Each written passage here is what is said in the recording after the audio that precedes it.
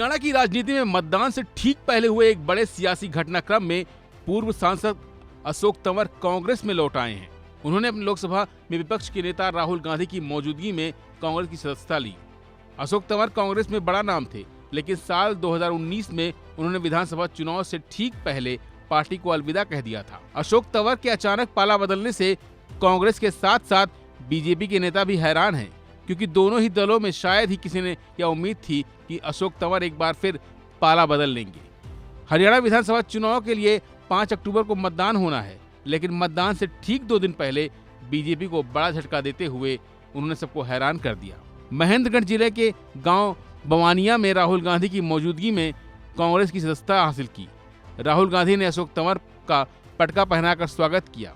तंवर सिरसा से लोकसभा सांसद और हरियाणा कांग्रेस के अध्यक्ष रह चुके हैं।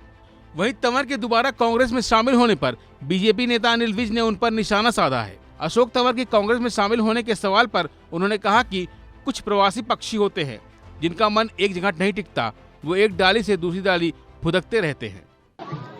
ये राजनीति में ना कुछ प्रवासी पक्षी होते हैं, वो डाल डाल पे फुदकते रहते हैं। उनका अपना कोई घर नहीं होता, वो कभी इस डाल पे कभी उस डाल पे, ये उसी प्रवृत्ति के आदमी। ये राजनीति में ना कुछ प्रवासी पक्षी होते हैं, वो डाल डाल पे फुदकते रहते हैं। उनका अपना कोई घर नहीं होता, वो कभी इस डाल पे कभी उस डाल पे, ये उसी प्रवृत्ति के आदमी। अशोक तंवर हरियाणा के झज्जर जिले के चिमनी गांव से रहने वाले हैं। वह दलित समुदाय से आते हैं और कांग्रेस छोड़ने से पहले हरियाणा में पार्टी का प्रमुख चेहरा थे। अशोक तंवर को राहुल गांधी के करीबियों में शुमार किया जाता है।